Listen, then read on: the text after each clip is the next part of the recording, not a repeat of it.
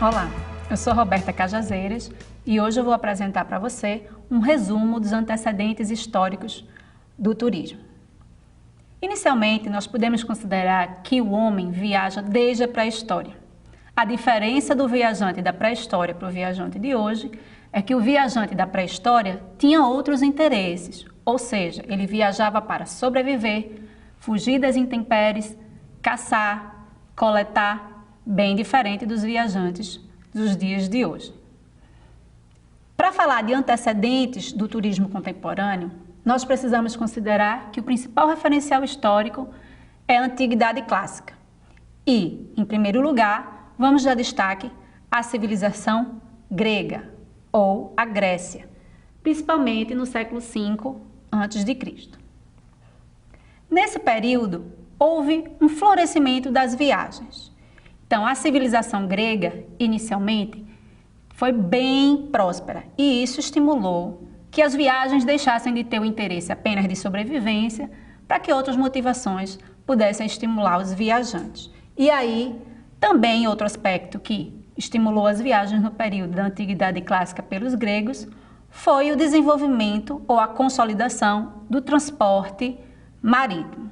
O povo grego foi um povo que reconhecidamente foi especialista no deslocamento no próprio mar Mediterrâneo através de grandes embarcações. E aí a gente tem uma imagem que representa bem as embarcações gregas da época, que não eram movidas, obviamente, a combustíveis e sim a própria força humana. Algumas motivações dos gregos para as viagens no período da Antiguidade Clássica eram a religião, principalmente para visitar os templos dos deuses gregos, tão famosos até os dias de hoje, para a saúde, para visitar estações de banhos, que a gente vai falar um pouquinho mais na frente dessa aula, e os próprios Jogos Olímpicos, que até hoje são motivações de viagens. Vale a pena destacar que os Jogos Olímpicos naquele período continham esportes bem diferentes dos que a gente conhece hoje. A hospitalidade na Grécia Antiga era uma questão de honra, ou seja, culturalmente, o grego já era preparado para receber bem os seus visitantes. Então, receber um visitante estrangeiro em sua casa para uma família grega era uma honra e atender o melhor possível esse visitante era uma obrigação. As viagens na Grécia Antiga eram estimuladas principalmente por conta da criação de uma moeda única, que foi uma inovação, principalmente no mundo europeu. Então, com a moeda única, ficava muito mais fácil realizar as transações comerciais e pagar pela prestação de serviços. Outro fator importante para o florescimento das viagens nesse período foi a questão da língua grega, que passou a ser falada em vários espaços da Europa, o que facilitou também o deslocamento de pessoas que obtinham maior segurança nas suas viagens, ao saber que podiam ser compreendidos por qualquer transeunte. O segundo período importante da Antiguidade Clássica e muito importante para o desenvolvimento do turismo contemporâneo foi a questão da civilização romana, em meados de 241 a.C. Nesse período romano da Antiguidade Clássica, podemos considerar que foi o apogeu das viagens durante esse mesmo período clássico. Os principais fatores que conduziram ao sucesso das viagens nesse período estão estreitamente relacionados ao comércio. Então, o comércio nesse período foi estimulado por outros vários fatores e o fato de as pessoas começarem a viajar mais para comercializar abriu novos horizontes para outros tipos de viagem. A moeda única também estabelecida pelos romanos, seguindo o modelo dos gregos, facilitou bastante as viagens e manteve durante o domínio do Império Romano uma certa padronização no consumo de bens e serviços. As línguas faladas, tanto a língua grega, que já era falada anteriormente, quanto o latim, que era a língua base do povo romano, também facilitou muito a comunicação. Lembremos que o latim, inclusive, é a base para várias línguas faladas até hoje no mundo contemporâneo. Outra questão importante foi a questão da segurança, que está estreitamente relacionado à paz presente durante o Império Romano. E, por fim, a questão das estradas. As estradas romanas, que eram objeto, né, e fruto de um grande arsenal de engenharia da época Inclusive, são mantidas até hoje em algumas localidades da Europa e do Oriente. Aqui temos a imagem da Via Ápia, que é uma das estradas romanas que até hoje está possível de visitação. A Pax Romana foi um período de 2 séculos de paz.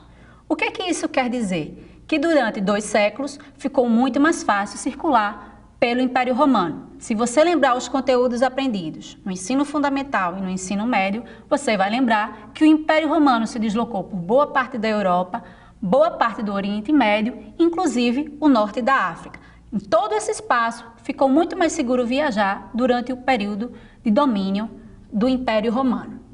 Nesse período também foi possível a criação de uma quase classe média, bem diferente da classe média dos dias atuais. Mas essa classe média romana, ela tinha um certo tempo livre, porque outras pessoas estavam fazendo os serviços braçais por ela. Essa classe média, então, aproveitava o verão para viajar e normalmente ficavam hospedadas em casas de veraneio, muitas vezes luxuosas, onde a família desfrutava desse verão com tranquilidade e bastante segurança. A elite grega costumava praticar o ótium, que deu origem à palavra ócio. Mas não podemos confundir as coisas. O ócio de hoje é um tempo em que as pessoas normalmente reservam para não fazer nada. No período do Império Romano, o ótium tinha outro objetivo. Era um período livre, de não trabalho, utilizado para outras atividades consideradas produtivas, como, por exemplo, a questão dos passeios, das leituras, das conversas, da pesca e dos banhos. Banhos que a gente vai se detalhar um pouco mais na frente. Lembremos que os debates e as conversas eram muito importantes para a elite grega. Inclusive, esses debates foi que deram um fundamento para a nossa atual democracia. Então, reservar um tempo para a prática do ótium foi importante, inclusive, para a formação da civilização moderna ou contemporânea. Os romanos também gostavam de viajar pelo mundo. Obviamente, essas viagens ficavam reservadas à elite, que tinha um tempo livre para isso. O principal local visitado pelos romanos da elite era a Grécia. A Grécia foi a comunidade ou o povo que inspirou a formação da cultura e também da religião romana. Então, os romanos admiravam muito a arte e a religião grega e, por isso, visitavam os principais templos e prédios em busca de renovação cultural e mais informação. Outro local muito visitado pela elite romana da época era o Egito. Lembre-se que as pirâmides maravilhosas do Egito, por exemplo, já existiam há muitos anos, antes da própria civilização romana, na Antiguidade Clássica. O desenvolvimento do termalismo foi muito importante para a configuração do turismo contemporâneo. O termalismo era uma atividade voltada à visitação de locais de banhos que eram espalhados por toda a Europa. Então, os romanos se reuniam para tomar banho, conversar, debater e tecer suas próprias relações socioculturais. Outra questão que estimulou muito as viagens no período romano, como já destacado anteriormente, foi a questão da extensa estrutura viária criada por esses romanos e que muitos componentes estão presentes no mundo até hoje, considerados grandes atrativos turísticos culturais. Então, por exemplo, desde 150 a.C., os romanos já haviam construído estradas, pontes e viadutos, o que permitiu que os romanos conseguissem chegar a lugares antes nunca visitados pela humanidade. Aqui nós temos a imagem de um típico banho romano, onde as pessoas se reuniam para tomar banhos e também para conversar, como já dito, se relacionar com outras pessoas da própria sociedade.